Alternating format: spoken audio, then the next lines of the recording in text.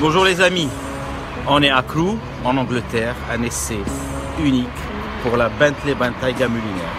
On est à l'usine Bentayga, Gentleman Drivers est invité pour le 100e anniversaire de la marque.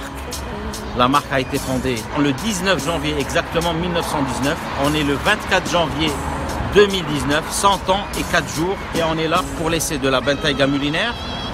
Une journée chez Bentley et beaucoup d'autres choses l'après-midi que vous verrez à fur et à mesure. Maintenant on va monter dans la voiture parce que il fait 0 degré, donc ça caille.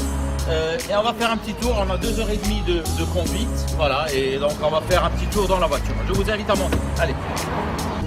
On a fait une petite présentation de la Bentley de l'extérieur. Là on est à l'intérieur.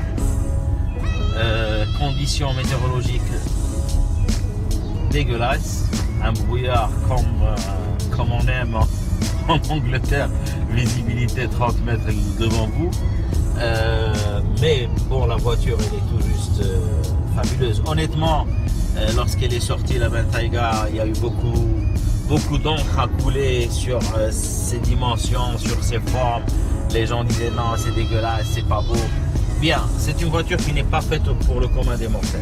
C'est pour une catégorie de personnes qui veut se distinguer et qui veut rouler différent. Donc de la catégorie de personnes, c'est les Russes, c'est les Middle East, c'est les gens de la Chine, des États-Unis.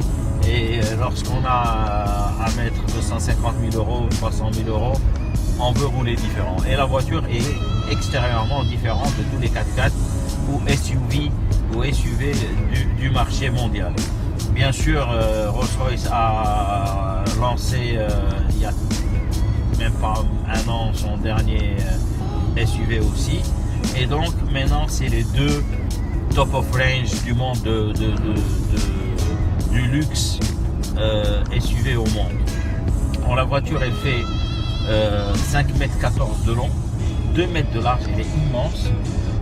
Et cette version c'est vraiment le top, c'est la Mulliner, c'est une fonction Mulliner, c'est le haut de gamme de Bentley. Je ne veux pas la comparer avec AMG ou autre chose, mais c'est autre chose parce qu'AMG c'est plus sportif et tout ça.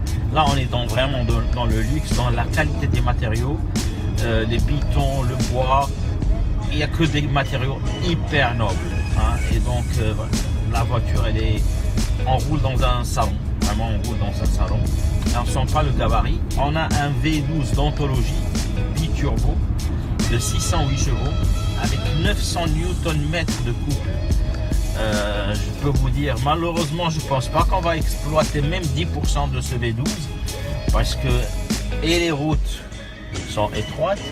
Je conduis à droite à laquelle je ne suis pas du tout habitué. Et le brouillard, et puis c'est pas une voiture, pour exploiter un peu ces voitures, il faut partir sur des SUV comme ça. Mais ici, dans des conditions météorologiques comme ça, c'est quasi impossible. Autre chose, c'est que ce V12, lorsque là je roule par exemple à 60 km/h ou 50 km/h, il est géré électroniquement. Et il ne fonctionne pas entièrement. Donc maintenant la voiture travaille avec un 6 cylindres. Et c'est un système qui a été lancé en 1991 par Mercedes et qui s'appelait le ZAS.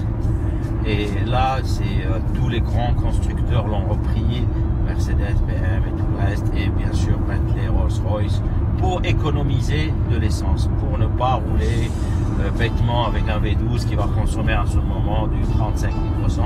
Là on est avec des consommations beaucoup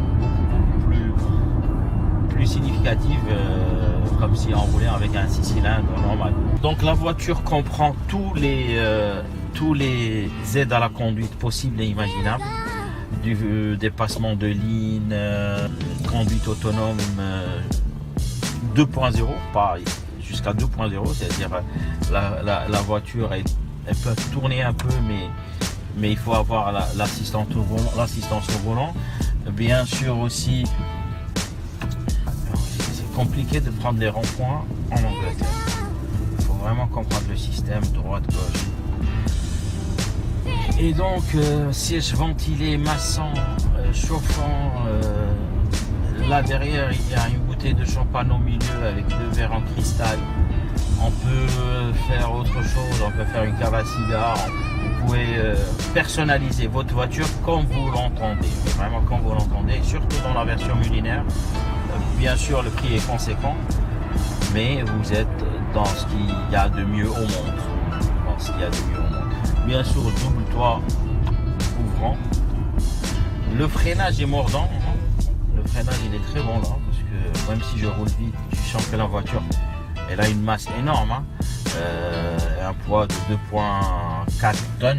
Donc le freinage est mordant et puissant.